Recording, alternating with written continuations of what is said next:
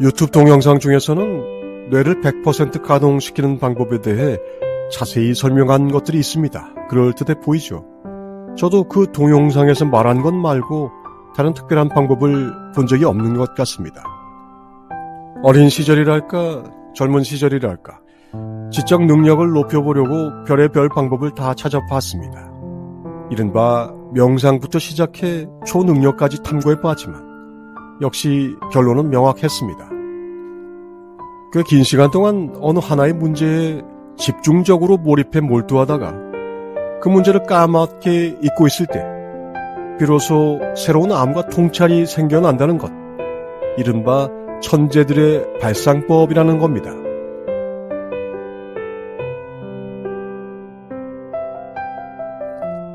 사실 이런 내용은 수천 년 전의 고대 문헌부터 시작해 최근에 양자물리학과 연계된 뇌과학에서 말하는 이런저런 효과들에 이르기까지 많은 내용이 있지만 집중과 몰입, 직관과 영감 외의 방법은 없죠.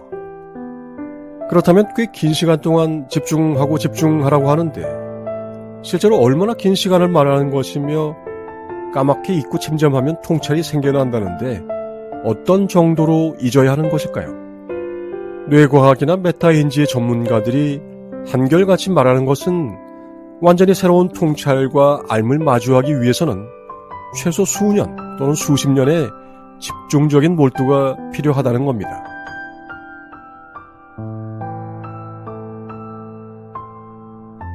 물론 집중하는 시간은 집중하는 주제가 얼마나 어려운가에 달린 문제여서 우리가 흔히 생각하는 잡념이 아니라 인류의 기존 상식과 고정관념으로부터의 거리가 그 문제의 중차대함과 직결됩니다. 흔히 말하는 코페르니쿠스적인 전환의 문제인지 아니면 시쳇말로 개나 소나 다 할 수 있는 질문이냐 하는 문제의 내용이 문제이지 고민의 형태가 중요하지는 않다는 겁니다. 놀라운 사실은 이미 수천 년 전부터 석가세존이 살아있던 2500년 전부터 이런 방법론은 채택돼 실행되어 왔다는 겁니다.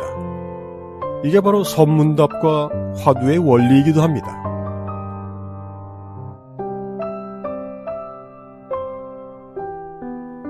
화두선, 간화선을 주요한 수행 방법으로 삼는 한국 불교에서 어떻게 이런 원리를 모를 수 있겠습니까?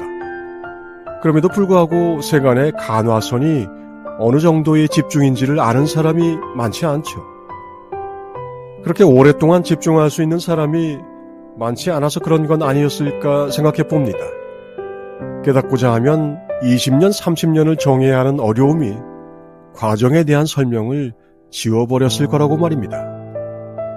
이 지난함의 무게는 보통이 아닌데요.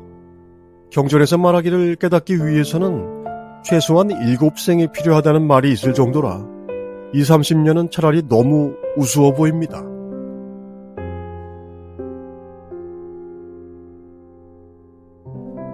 이 30년 동안 한 가지 주제에 대해 계속 집중할 수 있을까요? 또한 계속 집중해야 한다는데 그 집중의 정도는 어느 정도인 것일까요? 돈을 벌고 지위를 이루고 권력을 잡고 하는 세간사에도 나름 시간이 필요할 것인데 생사의 문제를 해결하는 일대사 인연을 현실에서 구현해내는 일은 어떻게 해야 하는 것일까요? 간단히 결론부터 말하면 부처나 예수나 동일하게 말한 것이 마음을 다하고 목숨을 다하고 뜻을 다하고 온 힘을 다해 하나님을 사랑하라고 하는 그 정도입니다.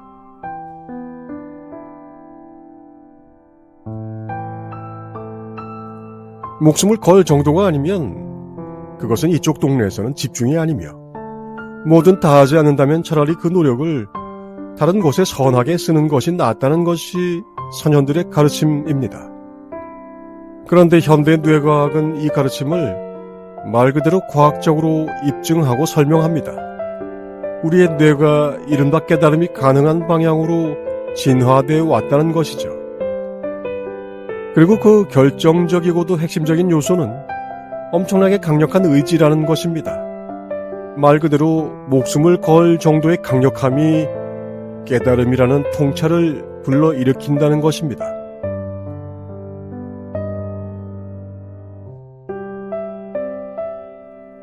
깊은 집중과 완전한 망각, 박문호 박사는 그것을 화산과 빙하라고 말합니다. 도저히 서로 만나서는 안 될 것 같은 화산과 빙하가 만나는 그 지점이 바로 깨달음의 자리라고 말이죠. 화산과 같이 알고자 하는 열망이 불타고 있고, 한편으로는 모든 욕망의 신경 자극을 차단해버리는 빙하와 같은 침잠이 함께하는 그곳에서 인간은 차원을 하나 더 만들어냅니다. 뇌과학이 이런 깨달음의 메커니즘을 설명하는 것을 듣는 것이 놀라운 현실입니다.